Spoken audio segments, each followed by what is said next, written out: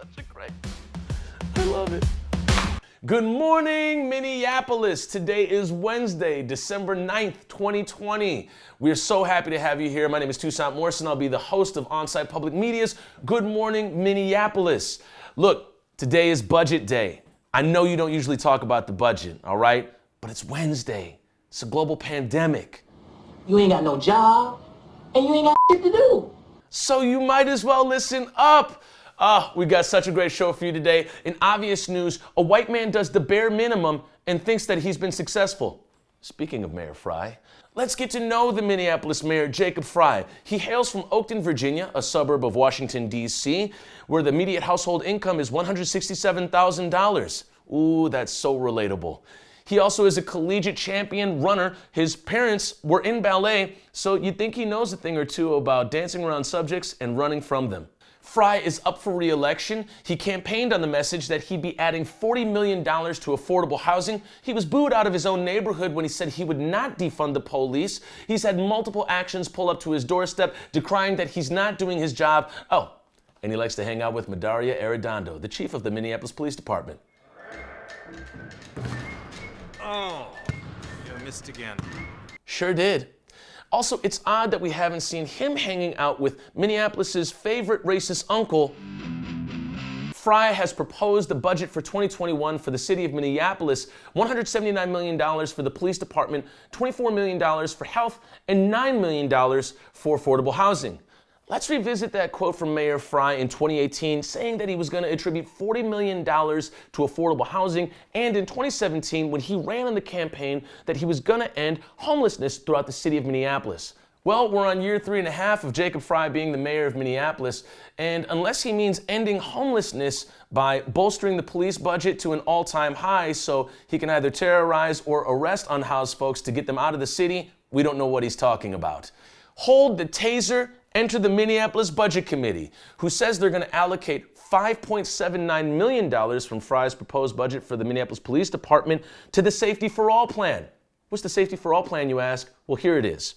A violence prevention fund and additional staffing, training dispatchers to assess mental health calls and to dispatch mental health professionals to applicable calls. Reference Kobe Heisler, Travis Jordan, or really anybody that was going through a mental health moment where cops were called and they decided to fire their guns instead of talking to them. Back to the Safety for All plan. Train non-police staff to handle property damage and theft reports. Move parking problem calls to the 311 and traffic control systems. Just in case you thought that car parked a little too close to the fire hydrant required an armed response. It wasn't a black car. Bob, no. They don't need you right now. Add additional staff to the Office of Police Conduct Review in the city's Civil Rights Department. It's a neutral agency that investigates allegations of police misconduct made to the city of Minneapolis.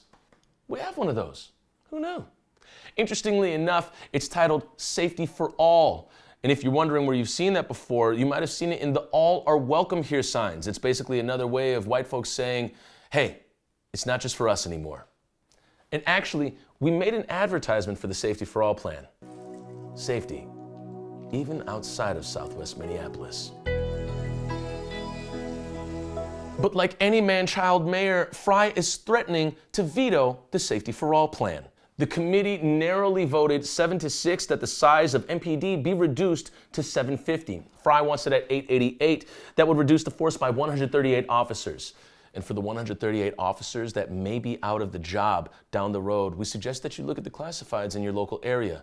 So that goes for Lakeville, Hugo, Stillwater, Plymouth, and of course Cottage Grove.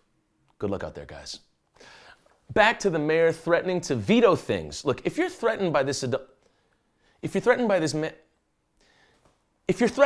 young boy mayor, then you're probably on city council.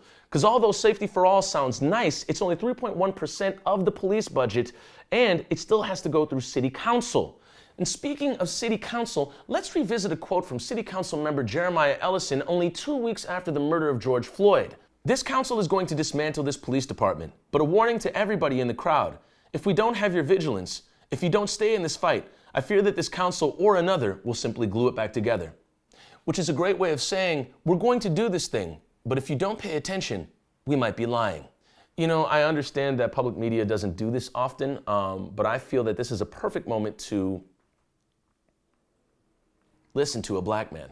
Excuse me, black man, I want to ask you a question. Did you know that there was a budget hearing about the police department this past December 2nd? No, not at all. The proposed budget is $9 million for affordable housing, $24 million for health, and $179 million for the police department. How do you feel about those numbers? I feel like the numbers should all be swapped. It just seems like a lot of money for the police. Well, why don't you think that money should be going to the police? Well, in this year specifically, the year of our Lord 2020, there's been a big push for defunding the police, which I know confuses and scares a lot of people. White folks. It's white folks. But I think if we defund the police, that looks like other things coming along with the police, right? Like mental health people, social workers. I listen to this podcast. All they talk about is missing people. The amount of people that go missing in this country in a year is astronomical. And the amount of looking for these people that is done, not astronomical. So maybe we could take some of that money that we give to the police and have another entity that looks for vanished people. All right, so essentially folks get 90 seconds at these budget hearings. What would you say with your 90 seconds? Hundreds of thousands of people go missing each year. Maybe we could take some of that 179 million, put it towards an entity that can help look for those people specifically.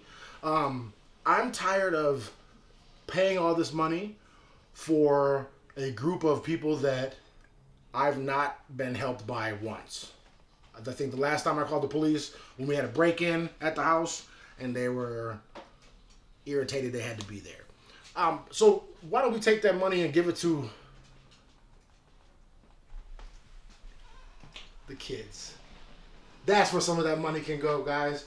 Because while he's doing this, playing Roblox, we could be talking about community centers, mental health things for the youngins, so that by the time they're my age or younger, they don't have to get into the bullshit that I got into. Because the money that was given to the police would be given to the kids early on, and then as you fast forward, we don't need as many police. That's what I think anyway. Thank you so much, black man. And unlike a lot of people, we appreciate your time. And boy, do we got a new one for you. Yes, we are making screen prints now, and this one is for you. Propaganda, some call it popaganda. Well, hey, why don't you just take a gander at this? Yes, a certain city council member who said they were going to defund the police and, like a true politician, went back on their word and actually voted to give the police an extra $500,000. They were also responsible for never saying the name of a black man who was shot in their ward by a white man, and that white man then walked out of jail and has not been back since.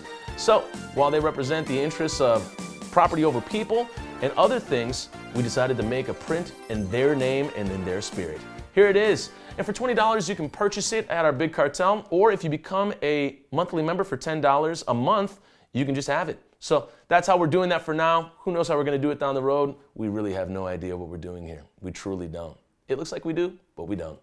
You can purchase that in the link down below or become a monthly member in the link down below. Just put in the explanation when you become a monthly member, hey, I want that poster, and we will mail it to you. All right, as for events this week, you can check below. We're going to have some events listed that are going on this week. You just missed it yesterday. Las Bicicicas were at George Floyd Square from 1 p.m. to 6 p.m. However, they're going to be there next Tuesday and the Tuesday after that. You can check out Las Bicicicas at Facebook or on Instagram. We'll put the links below. Las Bicicicas is a Minneapolis collective centering Black, Brown, Indigenous women, and femmes on bike. However, everyone is welcome.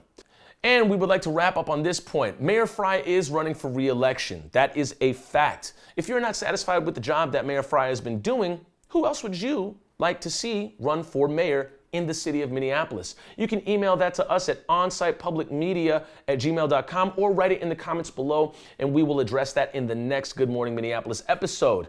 Some of the theories that have been thrown around why Frye is running for re-election is because there's no competition. Who will be there to run against Mayor Frye? If not somebody in the Democratic Party or the Republican Party, or just something outside of it, maybe a People's Party. Let us know what you think about that in the comments below, or email it to us at OnSitePublicMedia@gmail.com. And anybody that's running for city council or a mayoral position or any local seats or elected official positions in Minneapolis or St. Paul, feel free to email us at OnSitePublicMedia@gmail.com for an interview. We're here for anybody that is running for anything, and would just like to interview you if you are going for those positions. We'll also be running town halls next year, 2021, for people that are running for city council. There are a lot of people coming to the forefront, and we want the people to hear who they are, what they're about, and what they plan on doing once they get into that elected official seat. So, with that being said, thank you so much for tuning in. We will definitely see you in the next one. We're out of here. Bye-bye. And let me not forget, our work is never done.